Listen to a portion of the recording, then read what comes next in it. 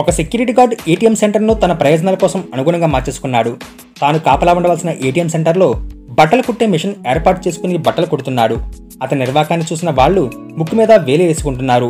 అతని గురించి నెట్టింట్లో జోరుగా చర్చ జరుగుతుంది.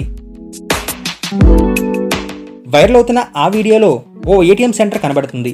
అందులో సెక్యూరిటీ గార్డ్ డ్రెస్లో ఉన్న వ్యక్తి బట్టల మిషన్ ఏర్పాటు చేసుకుని బట్టలు కుట్టుకుంటున్నాడు. ఏటీఎం రూమ్ లో చక్కగా లైట్, ఏసీ ఆన్ చేసుకుని తన పని తాను చేసుకుంటున్నాడు. అటు ఓవైపు సెక్యూరిటీ గార్డుగా, మరోవైపు దర్జీగా రెండు పనులు చేసేస్తున్నాడు. ఈ వీడియోపై నెటిజన్లు తగు విధాలుగా స్పందిస్తున్నారు. చిరిగిపోయిన నోట్లను కూడా కుడతారేమో అంటూ కొందరు, పార్ట్ టైం జాబ్ బాగుంది అంటూ కొందరు, ఏటీఎంలో ఉన్నా కూడా పని ఆగకూడదంటూ కొందరు కామెంట్లు చేస్తున్నారు.